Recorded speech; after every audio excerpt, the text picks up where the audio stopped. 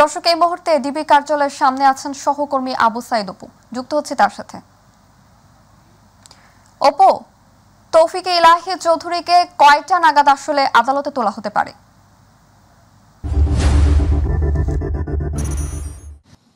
শাওন, দেখুন, আপনার মাধ্যমে দর্শকদেরকে আসলে জানাতে হয়, আপনি জানেন এর আগে কিন্তু সাবেক যে তৎকালীন সরকারের যে বাণিজ্য মন্ত্রী ছিল টিপু মুন্সি যে মামলায় গ্রেপ্তার হয়েছেন, ঠিক একই মামলায় কিন্তু গ্রেপ্তার হয়েছেন যে প্রেসিডেন্ট যে আওয়ামী সরকার তার যে বিদ্যুৎ জ্বালানি বিষয়ক উপদেষ্টা তো তৌফিক ইলাহি চৌধুরী ছিলেন।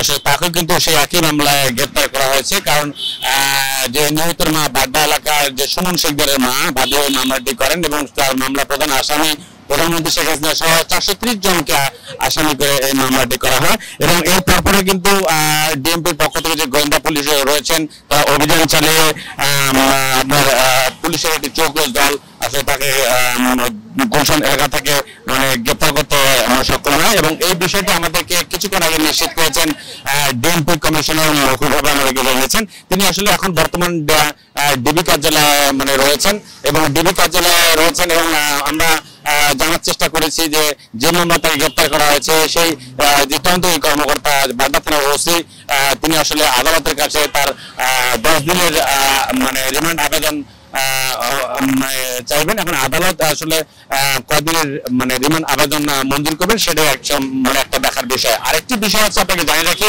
যে ডিবি কার্যালয়ে আনার পর থেকে আসলে তাকে জিজ্ঞাসাবাদ করা হচ্ছে এবং আজকে আমরা যত জানতে পেরেছি যে ঠিক বিকাল 4টা নাগাদ নিতে পারে, এমনকি এটা তারা আসলে জানিয়েছেন। আরেকটি বিষয় না বললে না, যে 2009 সালে যে নির্বাচন হয়েছিল, নির্বাচনের পরপরে কিন্তু যে প্রেসিডেন্ট আওয়ামী লীগ সরকার এই জ্বালানি বিদ্যুৎ যে উপদেষ্টা যেত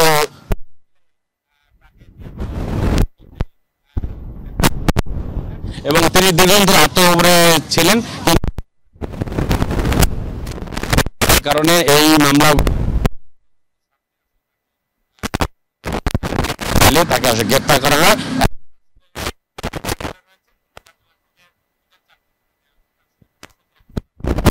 আদালত তার রিমান্ড কতদিন আসলে মঞ্জুর করেছেন। তো সবশেষ এটাই ডিবি কার্যালয় সম্বন্ধে সর্বশেষ খবর।